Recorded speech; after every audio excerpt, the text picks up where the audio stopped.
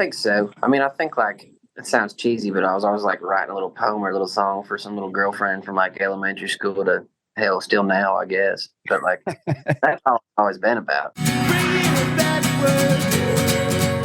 Well, Tyler, I'm Adam. It's very nice to meet you. And this is about you and your journey in music. And we'll talk about the news. I know you just released a Christmas song, which is rad. And then the EP. Yeah, we try to start Christmas a little early around here, I guess. I know, but it is November. And I have seen a lot of Christmas lights up, which is interesting. I like it. Yeah. Get the hell out of Halloween lights. I'll take it. Sure. Are you in Nashville? Yes, sir. Yep. Okay, cool. Same here. All right. Gotcha. Yeah. Awesome. I But was you're wondering what part of the country you're coming from. Yeah, Nashville. I moved here about 3 years ago now. Okay, gotcha. Yeah, and you're originally from South Dakota, is that what I saw? Small town? Yes, sir. South Dakota. Tell me about growing up there. I mean, 3,000 people. That's my graduating class from high school had 1,200. Really? No, 3,000 people. That's a pretty damn good sized town in South Dakota. Oh, is it really? I may even say a city. Yeah. I have a buddy from South Dakota, but I don't know exactly what part. I'll ask him tonight. I got you. Yeah, I mean, it's kind of a nice little spot to grow up in. There's not a whole lot going on. It's kind of do whatever you like out there. There's plenty of space for it. Yeah. What did you grow up in a creative household or musical household at all? Yeah, I feel like I always say growing up, I feel like the radio is on more than the TV. My parents are pretty good, like concert junkies. They were always going to shows and whatnot. So we were kind of surrounded by music, and it was always encouraged quite a bit growing up as well. That's cool. Did you go with them or? Yeah, I remember. Yeah, we would go to some shows every now and then. Like I remember, like the first show I went to was I won some tickets showing my calf at this fair in Sioux Falls, South Dakota, and I remember they handed me some like a concert ticket on my way out, and it was a Montgomery Gentry show, and I was probably like 5 at the time. So like I went and tied up my heifer, hurried back, and asked the guy for 2 more tickets because I was like, I can't go without my parents. Like I'm not old enough, and like you're like, I'm 5. Yeah, I'm like, dude, what do you expect me to do with that? Give me some drink tickets too. While you're yeah, no, but I remember that was my first show. It was at the Sioux Empire Fair there in Sioux Falls. Wow. And then you got a guitar. Was that your first instrument? I think you said in middle school or something. Yeah, I got my first guitar when I was probably I was 10 years old when I got it, and then I started like taking lessons when I was probably in middle school. But, okay. Yes, sir.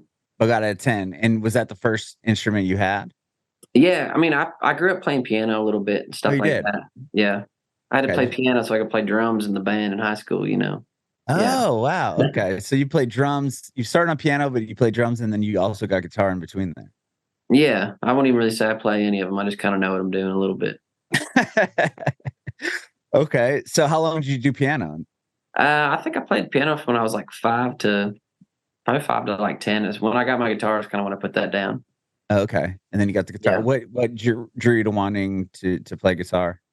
What drew me to that? Yeah, like did you want to write songs, or were you wanting to play the songs you were hearing on the radio? Yeah, I had, like I said, I had an uncle that was playing some different bands, and he'd always have his guitar out and about, and then like just my family kind of being into concerts and shows, and then I think I always kind of knew that I could sing a little bit, and I always wanted to mess with some my own, I don't know, just being able to sing some of the songs that I like on my own rather than with a choir or with whatever else was available there. So sure. Oh yeah, I didn't know you had an uncle that played guitar. Yeah, I had some family that was musical, and that kind of always kind of drew me to that a little bit too. That's cool. And then so once you got the guitar, you got some lessons, and then it sounds like when you got to high school, you wanted to play drums, but were you still playing guitar also, or writing songs in between there, or when did that? Yeah, I think so. I mean, I think like it sounds cheesy, but I was always like writing a little poem or a little song for some little girlfriend from like elementary school to hell, still now, I guess. But like that's all it's always been about. Sure. Yeah. With drums, like, was that just something you wanted to play, like in the school band or like marching band, or what did you play? Yeah. Jazz band? Yeah, I would do that like with a jazz band, or not jazz band, but like in like marching band and stuff like that. And then I don't know, whenever I'd have like a little drum set in my room, and just I think that was just more or less to annoy everybody in my house more than anything. I wasn't worth it at it, so it was fine. Okay. Yeah. Did you play like? Were you writing songs and showing them to people while you're in, middle school or high school or anything like that? Oh, hell no. I was terrified. Oh, really? Okay. What gave the confidence to do that? I think Honestly, the first time that I like played something that I had written on my own was probably like, I don't know, maybe 15, 16. But it was kind of a like that's kind of when I started like playing that out a little bit, and then a little on like later on towards college, I was playing a little more of my own stuff before I moved to Okay. Nashville. Yeah, you moved to Nashville. You went to Belmont. Yes, sir. Wow. I mean, to get into that school, that's pretty impressive. Like, what was the process there? And like, what'd you study at Belmont? Yeah, they'll take anybody's money there. Oh, really? Well, obviously you're super talented, so who knows if that's true. Uh, well, I got into Belmont on songwriting, and then I kind of was stubborn headed about that and switched it out and decided to learn the songwriting trade, kind of just running around town more than through a classroom. So I Okay. got in on songwriting there and switched out to music business and tried to learn the ins and outs of all this craziness that's made up every day. Yeah, that's probably the better bet, I would imagine, right? I think so. I Yeah. think, I always find it interesting, like with because I'm sure you learn a lot, obviously, with a songwriting degree or taking the class in songwriting, but it's like it's not like you're gonna finish and then you have like the map of how to write a song that's gonna become a hit, right? no publisher in this town cares if you have a songwriting degree or not. Yeah, but having Uh, a music business degree, you could actually that could apply to just the yeah, trying to do this, as a career. yeah. Well, I think what the business degree taught me a little bit was like that it's okay to not know everything, but it's good to know everybody that knows a little bit of something. Like there's different, you can allocate those things. Like Yeah.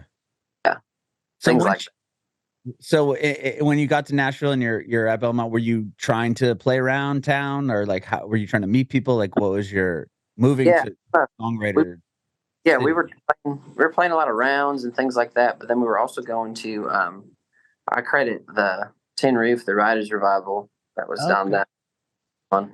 It's no longer going on, unfortunately. But every Tuesday, I'd meet a lot of people down there, and that's kind of where a lot of my friends and I all kind of met up and started making our own little songwriting communities and things like that. So yeah, I think the songwriting was all learned from drunken talks in the bar or writing rooms, not in the Okay. classroom. Not in the classroom. Well, your lyrics are incredible, man. They're really clever. And I dig your songwriting style and everything.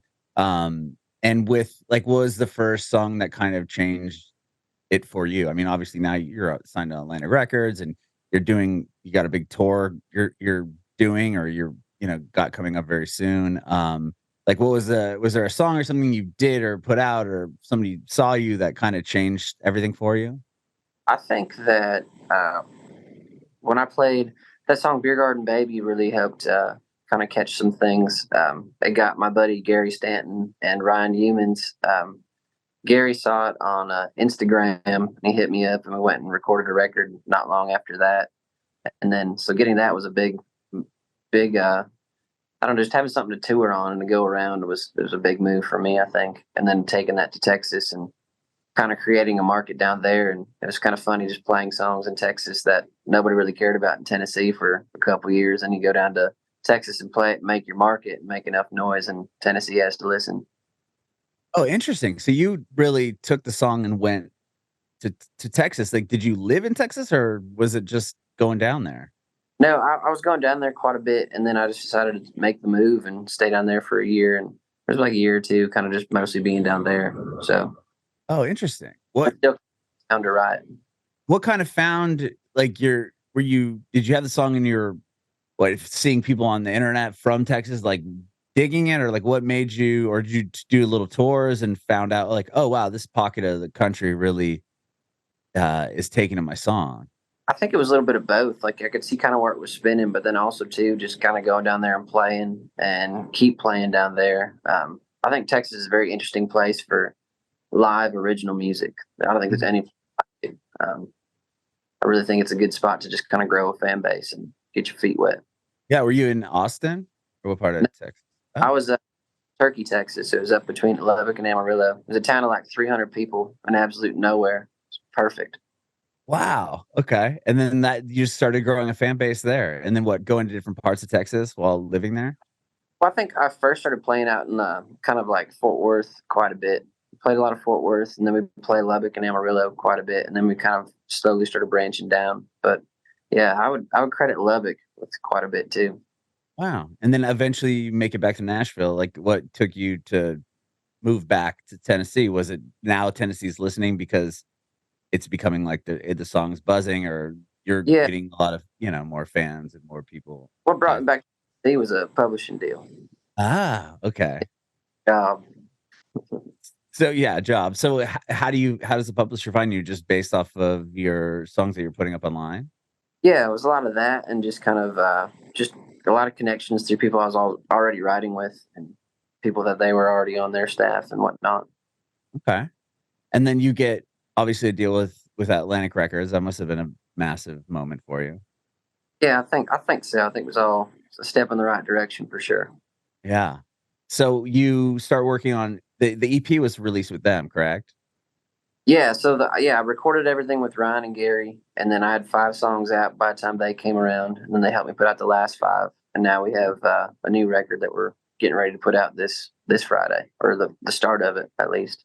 Oh, interesting. Okay. So you Yep. have more.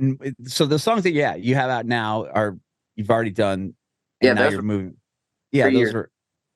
Oh, Yeah. really? Because you just released them pretty recently, though, right? I mean, this within this year, Yep. We just when we hopped on with Atlantic, we kind of made a plan to put out the last 5 over this last summer and into the fall. into the fall, right? Because I feel like the album came out, or the EP, the second 5 came out in September. Yep. Okay. And then you've already been, but those songs are older, so you've been working on even new music that you have ready to come out as well. We got 10 new songs coming up. Wow. And with this Christmas one, Christmas by Myself was just kind of a one-off that you did? Yeah, that was just kind of a one-off. I think Atlantic was looking for a lot of their artists to try and do a Christmas song, so I kind of made like a anti-Christmas song, kind of almost in revolt of it, but it worked. Yeah, no, it's brilliant. I really like the lyrics on it.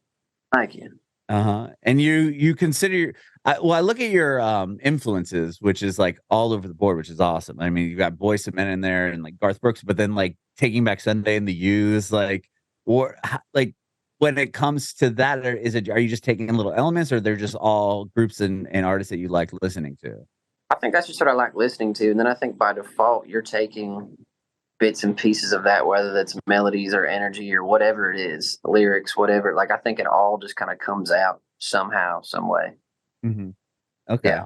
Yeah, when I saw that, I was like, "Oh, wow, like, this is really fast." Because those are the bands that I grew up listening to, was all that Yeah. emo pop punk stuff. So when I saw that you tack those on the end, I was like, "Oh, that's really interesting."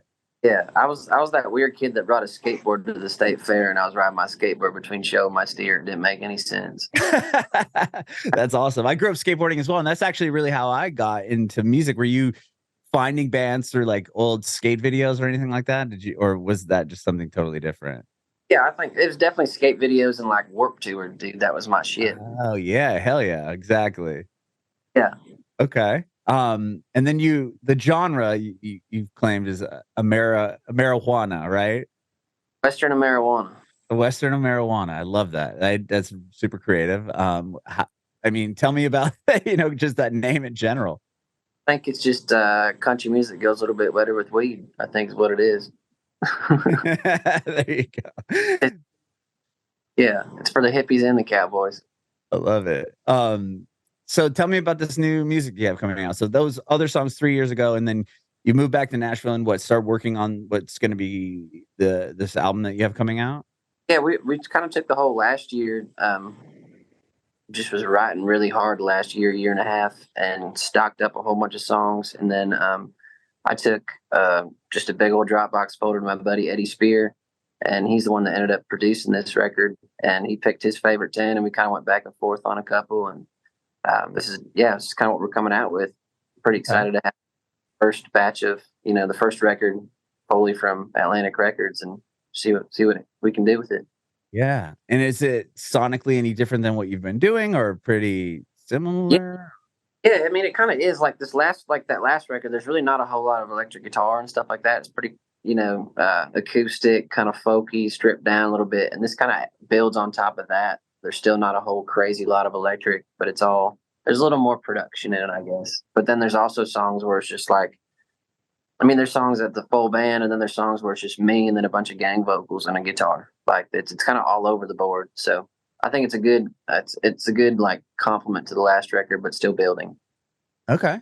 And what's like, are there any particular songs that you, or at what point were you like, okay, I want to make this an album? I mean, not a lot of artists are still doing full albums, right? I mean, to Yeah, do that, I think that's really cool. Were that's the you sorry? yeah. I think that's the songwriter in me is wanting to make albums. I'd like to make a record every year if I could. Okay. So you Yeah, knew kind of going into it, it was going to be an album. yeah, Okay, that's yep. awesome. I And was still there? Sorry, one more time. You cut out. believe in those records, making Yeah, albums. yeah. I mean, that's you're able to tell more of a storyline, right? Or more of a like a whole cohesive Yeah. piece of art. Was it difficult choosing what would become an album, or did you have just enough songs that you're like, I know these are it? I think, well, hell, I think we handed them like 70, 75 songs. So whittling it down. Wow. And the thing is, too, I think there's room for another record or two on that. But I kind of was just really just kind of let go and let Eddie kind of run with what he could hear and what he was trying to make. And yeah, I think that's an important thing with making a record. It's trusting your players and trusting your producer. And I know my role is the singing and the songwriting, and I try and keep in that lane. Hmm. And was this the first time you had worked with Eddie? Yes, sir. Okay. Was that different? I mean, being able to just be like, here's this, or having a bunch of songs to hand over to someone versus maybe you writing with, or was it similar with your first, batch I of mean, songs? yeah, it was kind of similar in the sense of like sit down and the whole band is playing together. There was like a little bit of like we would go back and do some overdubs, but a lot of it was just sitting down and jamming it together until we got the take and we got what we liked. And I really appreciate that kind of feel. I don't think you can replace that in the flow and the feel of a record. Mhm. And then you all did 70 songs, Well, we did roughly. do, and I had like 75 demos done up already. Oh, wow. That's what we whittled down into the first record was the 10. Okay. That's Yeah, awesome. I wish we sat down and did all 70. That'd be fucking awesome. Yeah, I was gonna say that's a lot of work to then be like, here's 70. Now pick this to 10. Y'all, no, you never heard of 70. Yeah. Right, right. I mean, you must be writing a lot to have 70 demos. Yeah. Well, that's, yeah, we've been writing pretty hard the last year or two. And now you're gonna take it on the road. You got a bunch of dates. Yeah. That's what it's been a lot of, writing Monday, Tuesday, Wednesday, and playing Thursday, Friday, Saturday. Kind of been the whole thing lately. Yeah. You're doing what, Georgia coming up in like 2 days, and then you Hey, got a bunch. Yeah, you're kind of like all over the place. And then a bunch of festivals. yeah, we're kind of in the South finishing up this year, for this weekend. And then I think December, we're going out to Las Vegas for that National Finals Rodeo and playing quite a bit out there. And then starting right back up in January out in Colorado and Kansas and Texas, Oklahoma. And yeah, and we just got back from New York City the other day. So I've been going. That's exciting. It's really cool. And when so you said you have the first off of this next or this album that you're gonna put out, that's coming out very, very soon here. Yep. Yeah, that'll be on Friday. It's called Tiffany Blue. Is the Okay. song. Oh, nice. Tell me We about did that song then. well, we did brought that song in. That's one that Eddie found, and it was one that I probably wasn't going to pick to be on there, but he kind of heard some cool stuff with it, and we got it recorded. And then I had my friends Ashman Rowe and Carter Faith come in and put some harmonies down for other songs on that record. And Eddie had turned to Carter and just had her put some stuff on Tiffany Blue, put her on like the last verse, last chorus, and then put her on the second chorus. And like there was just all this, like she just kind of kept getting a little more and more on the song. And he just turned around and just said it was a duet, and that was it. Wow. So the song you're gonna put out on Friday is a duet. Yes, sir. Yep. Wow. And the first duet, I think, I mean, based off your catalog thus far. Yeah, it'd be fun. It'd be good to have that on there. That's So cool. Is that somebody that you play with quite a bit? Or is it like, will you debut that thing live or anything? we played it out a little bit. Like we played it at a show here in Nashville not long ago, and then we played it in Charlotte this other last weekend. So yeah, we've been trying to play it out a little bit, as much as we can.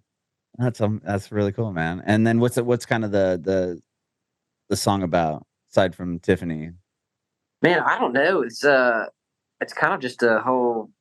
You thought you had it good, and then the girl goes, and then you're just left with your lonely self, I guess. But it was a An very interesting. expensive piece of jewelry. Like, and I had this morbid idea too, like going into the song. I almost damn near wanted it to be like a murder ballad, but I like presented it in like this like songwriting circle that we were doing one day, and like I was just kind of like, I was like, what if some guy like gets shot by his girlfriend with a pistol with Tiffany blue grips, and that he bought her or something like that, you know? And like that was the whole like thing. That's not what it turned into, but that's where my weird head was at on it, and that's kind of like the idea I presented, and then it all kind of got tamed down and focused up, and yeah, came out with what we did. So I'm excited for people to hear it. That's awesome. Is there a song on the album that's like a lot different than anything you've done thus far? Yeah, there's one called "Fly Over Me, Angel." That's pretty like it feels a little more cinematic than anything I've done. Okay. That's Yeah, awesome. I wouldn't even know how to play an acoustic guitar. It's kind of funky. You don't know how to play? Is that what you said? I don't know how I'd start. I don't think you could play it with just yourself. I think you'd have to have the whole band around it. It's just it's kind of got some cool instrumentation behind it. Interesting. Wow. And are you touring with the whole band all the time now, or is it Yeah. you do shows as solo? Okay. I mean, I'm trying to play with the band as much as I can.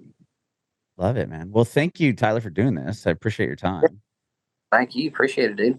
Yeah, I have one more question for you. I want to know if you have any advice for aspiring artists. Oh, hell. Don't listen to nobody and just keep your head down. I Love think. it. Yeah. Love it. Nobody, Love that we're all making it up. it. Everyone's full of fine. Sorry, one more time. But everyone's full of shit. It's fine. Bringing it backward.